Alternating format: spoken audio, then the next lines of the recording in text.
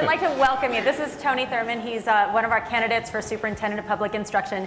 And Tony, on behalf of the Association of California School Administrators, our more than 18,000 members, representing 6.2 million students here in the state of California, we're grateful for your interest in the Office of Superintendent of Public Instruction, and we're looking forward to having a little chat with you today. So what we're going to do is we've got a handful of questions that we've already predetermined. And then our members that are here in the audience are going to be submitting questions through a platform called Today's Meet. And we've got the ACSA staff who's going to be generating the questions and sending them to me so that I'm able to ask them up here. So that's great. Without any further ado, many people argue that the Superintendent of Public Instruction role really doesn't have much constitutional authority. So what's making you choose to leave office from the Assembly for something that maybe has less constitutional power? Why not get right to it, huh? Thank you for the question. Thank you for having me here today, Lisa. Thank you all.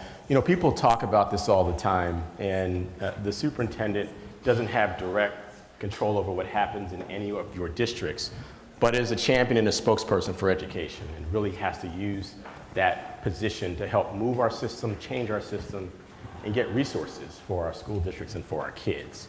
And that's the track record that I've had, introducing legislation that provides money to school districts. We need resources to close our achievement gap. We need resources to make sure that we can provide STEM and STEAM. And the superintendent has to be someone who gets after those resources, and so that we can improve special education and properly fund special education.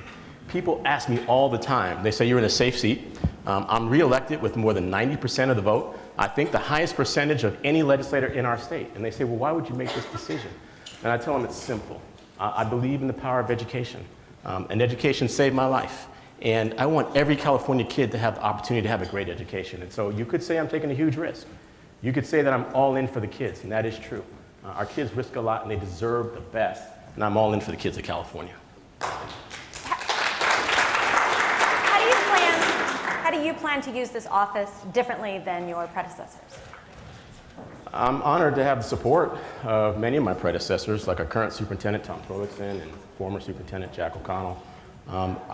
Even just as a candidate, I've had the opportunity to visit a lot of your districts and come and talk to all of you and many of you to hear what your unique needs are, to hear what small districts need, what rural districts need, urban districts, and to really fashion our work in a way that's helpful. The biggest complaint I hear is that the California Department of Education is not accessible to you and creates bureaucracy for you and makes it hard for you to do your job. And so for me, it is a priority for us to make that department user-friendly. You're our users, you're our constituents, and I want your feedback. I want your feedback about how we can make it better, and I want everyone who works at the department to be thinking about how their actions are there to benefit you and the students that we serve.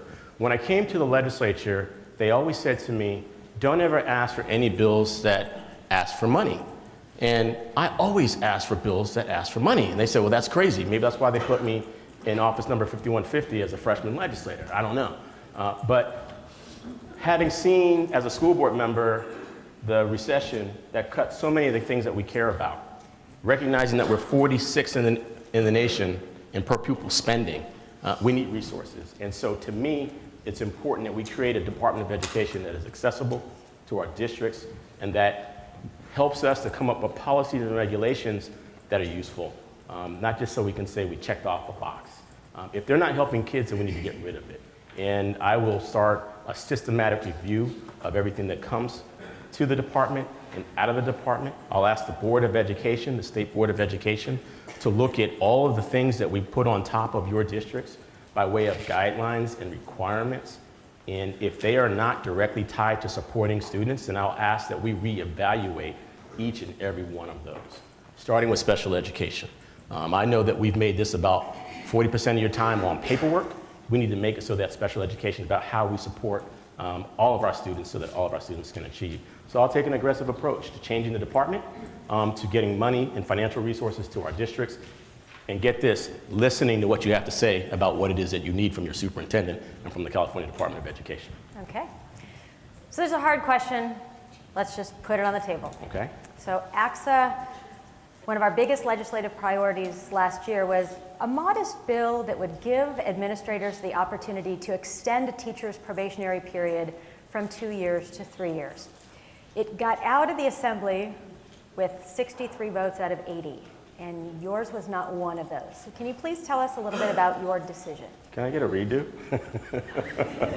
Unfortunately, on this one, I think not. Can we rewind the tape and just start all over again? Seriously, I would say that there are some things that maybe we saw differently on that subject, but I think that there are more things that we actually agree upon. And I had the opportunity at the end of the legislative session to introduce a very similar bill that I believe could actually get us to a compromise on the issues that surround teacher tenure. And I introduced the bill that does just that. And it started a dialogue about how we move the process from 2 years to 3 years. And that's something that I can support. I want you to know that I'm going to be the kind of leader who's not going to always agree with ACSA or every other group. And I'll tell you that when I don't agree. But I'll be open to having the kind of conversations and tough conversations about how do we get to smart and balanced policy that ultimately will benefit the students.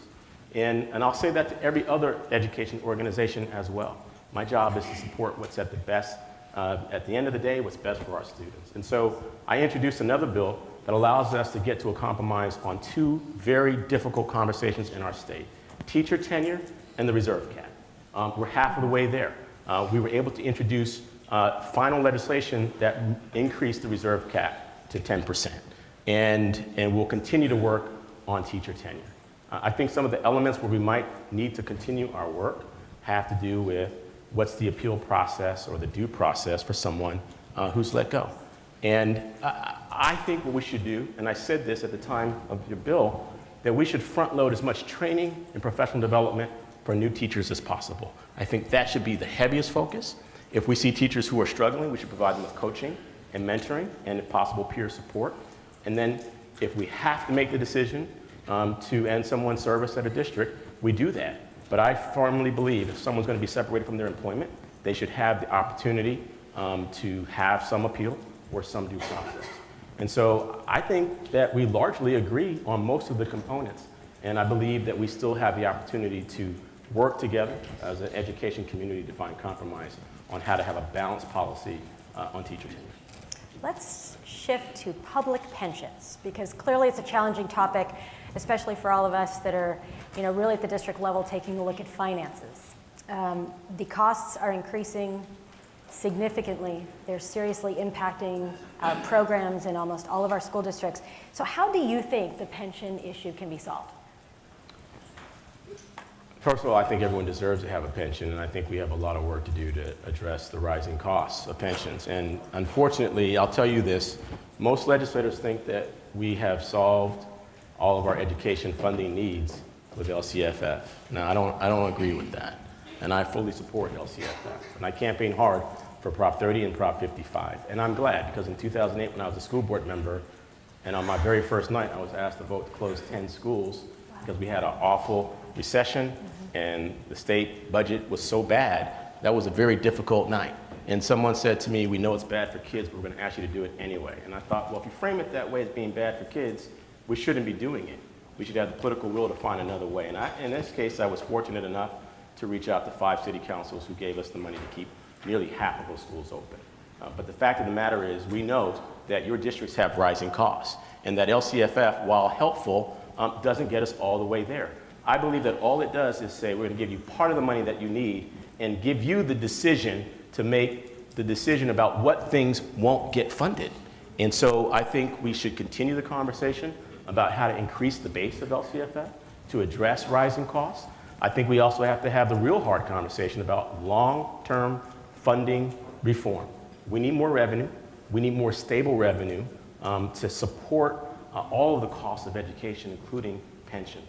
As superintendent, I can see no more important job of fighting to move the needle in the direction of providing massive funding increases for our school districts in the state of California. So we can address pensions, so we can address technology, so we can address wages, and so we can address moving from being 43rd in the nation in 3rd grade reading and 3rd grade math.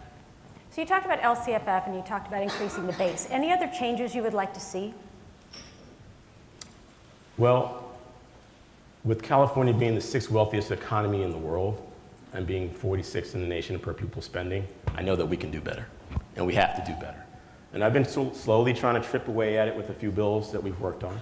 I think that we should do more to close the chronic absenteeism issue in our state. We leave $1 billion on the table in attendance revenue every single year.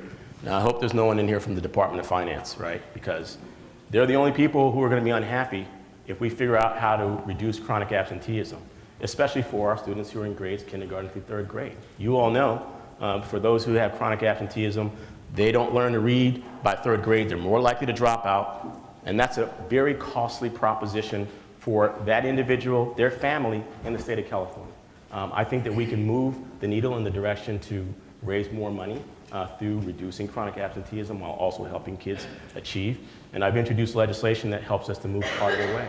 And AB 1014 is a bill that the governor signed of mine.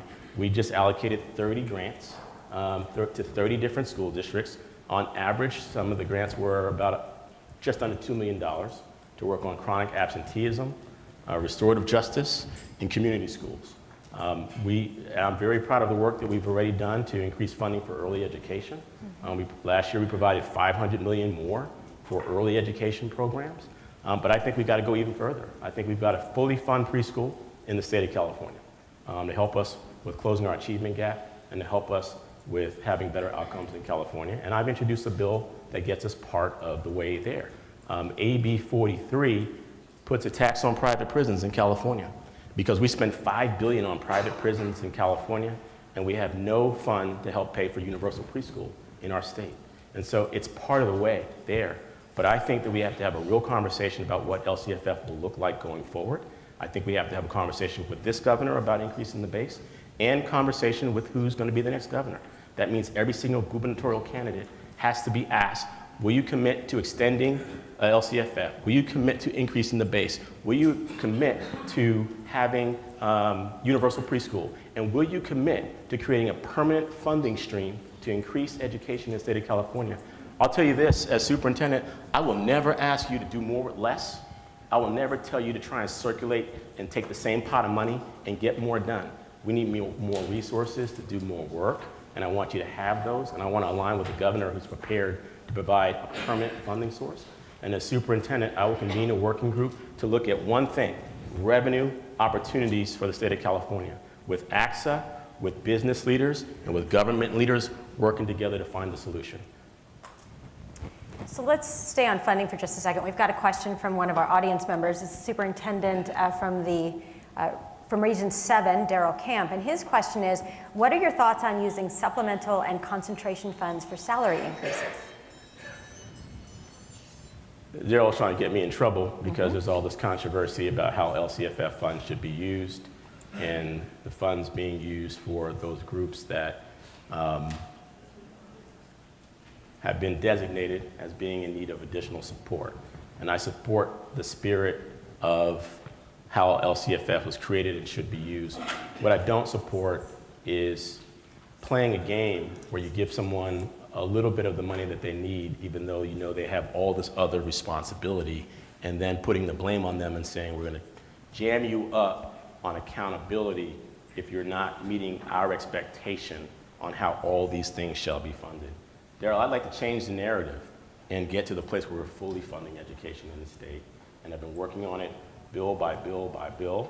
I think we're going to have a very courageous conversation either in 2018 or 2020 that gets us to significant funding change for our state budget.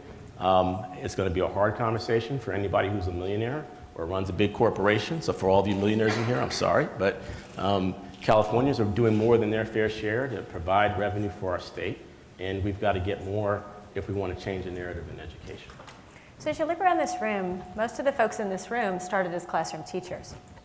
So one of the questions we received is that we don't always necessarily agree with the California Teachers Association, especially when it comes to statewide education policy. You received an almost perfect rating from CTA based on your legislative record. So if you are elected Superintendent of Public Instruction, what is your plan for handling disagreements between labor and management in your new role? I got an almost perfect score on something? That's what it says right here. You know, I do build relationships with all the groups in the education coalition, and I've convened a couple roundtables. One, to address how we teach tolerance in the face of an increase in hate acts in our schools.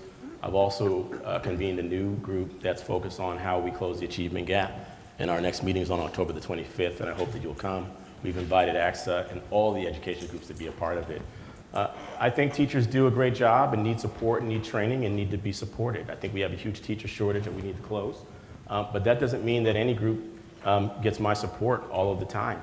And I have voted against things that were important to CTA. And I just tell them, I call them up and tell them, I don't agree with you on this policy. It doesn't mean that we can't work together going forward. And that's the way I've approached legislation. That's the way I've approached building relationships in Sacramento. It's always got to be viewed through the lens of what's best for kids. And when we disagree, we'll respectfully disagree and then look for opportunities to work together in other ways. And I suspect that's why I didn't get a perfect score, because I didn't vote for every single thing, and I won't. At the end of the day, you can't do this in a way where you're trying to make everybody happy. As my mentor told me 10 years ago when I started my first elected position, do things in a way that makes your grandparents proud.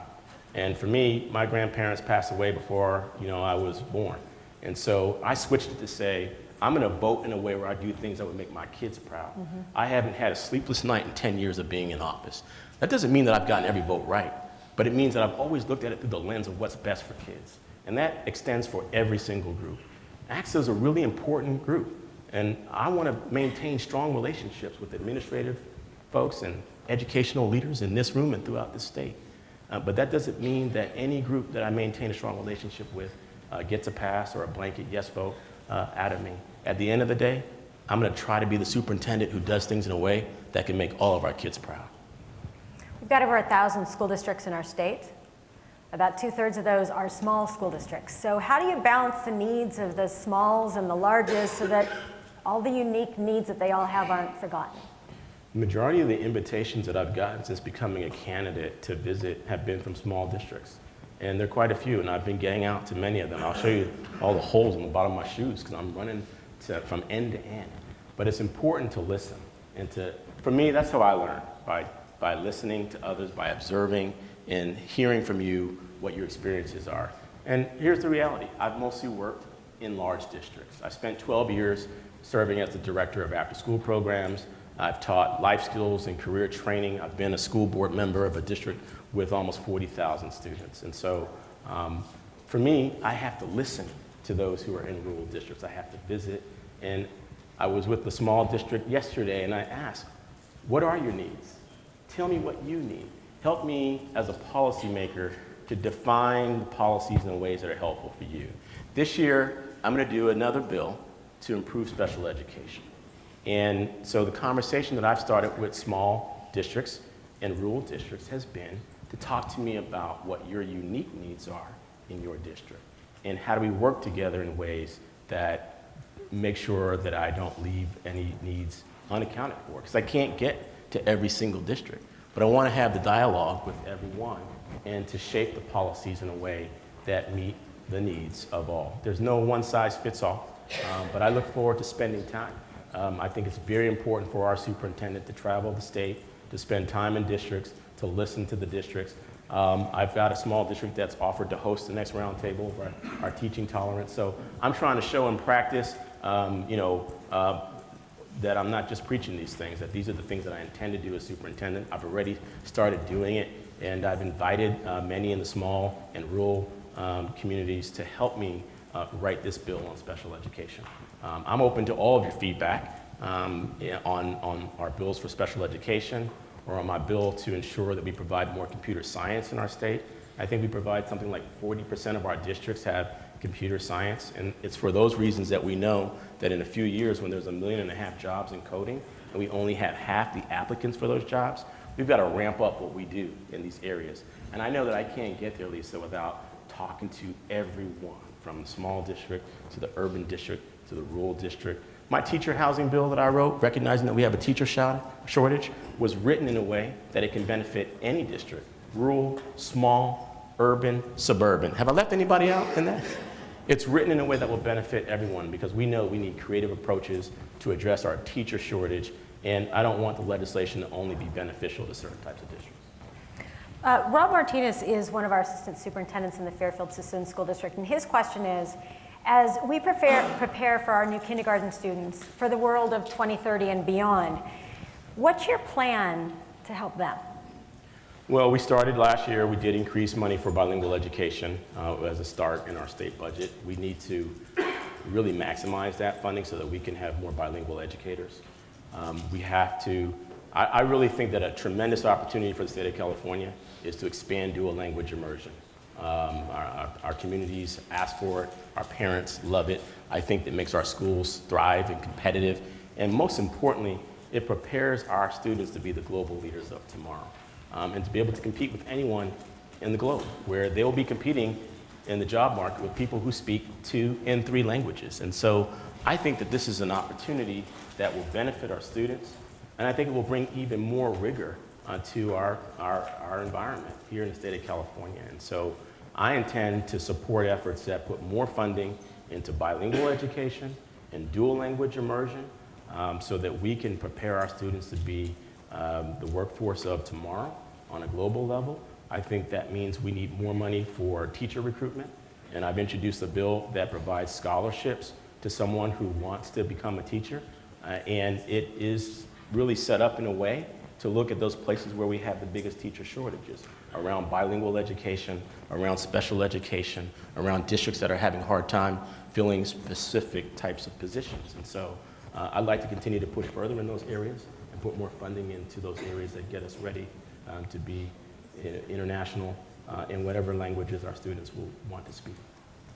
New programs, new funding, where's the money going to come from? I was hoping that ACSA was going to give me its blueprint. You know, I sit on some of those finance teams, and I wouldn't take that one to the bank. Well, I do think that ACSA can be part of the solution, Okay. and be part of the conversation. As I said, I have a group that I'm going to be bringing forward of education leaders and business leaders having a conversation about what are our best options for how we put funding forward. At the end of the day, there really aren't a lot of new options if we want to change the conversation. We know that with Prop 98, that's a floor, right? And it's not the ceiling. And I think it's disingenuous for anyone to say that within our existing funding formula, we can put any new programs on the books. We need to be honest that we need new revenue. California needs to be able to compete with other states of our size and our economy that provide so much more dollars per student than we do. And that means that we're going to have to ask those who earn more, those who are in the millionaire class, to provide more. There's just no 2 ways about it. We have 2 choices. We can continue to do what we've been doing and receive the same outcome that we're receiving, or we can literally put our money where our mouth is. They say that you show your value by what you put in your budget. And I think it's time for us to show in our budget that we really value our kids. That means getting permanent funding sources to provide permanent revenue that we can count on. If that means changing the way Prop 13 looks, let's have that conversation. If that means having a conversation about different taxes and revenue, let's have that conversation. But let's have the political will to say we're going to do it for our kids and move from being 46th in the nation to making California education #1 again. I think I can speak, go ahead. Sorry, I think I can speak for everybody that we certainly are in support of a lot of those ideas. Sheldon Smith, back here in Region 13, he asks, as Superintendent of Public Instruction, you are an ex officio member on the state board. So how would you guide the state board's discussions around charter schools? Well, I have to be honest, I have certain perspectives on that. I think that charter schools should be authorized at the local level. I served on a school district, and those were the decisions that we made. Whether we authorized a charter, we denied a charter, and in some cases, we had to make the decision to not renew a charter that was in extreme financial difficulty and did not have a very sound program for how to help the students. And I think ultimately those decisions should be made at the local level. I don't think that you can ask a board that largely sits and governs from the state capitol to make decisions and to do oversight for schools that are in your respective communities. I think at the end of the day, we talk about local control, and that means more than just LCFF. I think that means that the people that we elect and the people that we appoint in the communities that serve and who live in the communities and work in these communities, that you all have the know-how to make the decisions about charter schools. And so I think that the State Board of Education's priority should be providing good policy and guidance and governance on many of the issues that affect the state, including charter schools. But when it comes to the decision-making about whether or not a charter should be authorized, renewed, or denied, I think that's one that should be made at the local level. Tell us something that we might not know about Tony Thurmond. This is an invitation to say something that ends up in a hit piece, right? No, not at all. There's, some of you do know this, that before you is someone who is a descendant of African-American slaves, someone who is a descendant of immigrants from Panama y Colombia in Jamaica, that my life has been a story of overcoming obstacles, and that it easily could have fallen in the cracks. My mom died when I was 6 years old. She was my only parent. My dad was a Vietnam vet who never came home from the war. I found my father on the internet just before my 40th birthday, and he talked about the trauma that he experienced as a soldier and not being able to reconnect. I look back on my experience and all the times we moved and being raised by a cousin who I'd never met before, who saved my life and made sure I got a great public education. And I think about how my life could have ended up. And easily, I could have ended up in California State Prison. But instead, I ended up in the California State Assembly. I think every California kid should have the same opportunity that I've had. And that's why I made the decision to run to be Superintendent of Public Instruction in California. Thank you. Well, we really appreciate your time coming out and meeting with all of us today. I think we're pretty much out of questions. If there's anything else you would like to add, now would be the time. I like to take walks on the beach and rainy days. See, we knew there was something in there, right? What I'd like to say is this. I think that you need a superintendent who understands how to change systems, really, and who can work with leaders at different levels. And I have a track record of getting things done, providing the funds through AB 1014 to 30 different school districts all across the state, providing the legislation that provided $300 million to our system that serves people, including our students with developmental disabilities, supporting the legislation that provided $1 billion for Medi-Cal, which supports many of our school-based health and mental health programs. I've got a track record in delivering and pushing systems.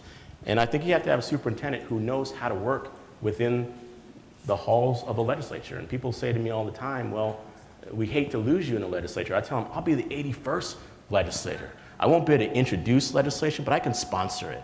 And so I intend to be that type of a system leader who wants to make change legislatively, how we fund our schools, how the department interacts with your departments, and visiting with you and your families and your students and your staff to get the work done. I'd say support someone who's got a track record of getting things done and who's going to be a fighter and a champion for the kids of California, because they deserve it. And I'm submitting myself to you for your consideration to work with you and to work for you on behalf of the kids of California. Thank you for what you do, and thank you for the opportunity to be here today. Thank you so much. Thank you, Tony. Thank you.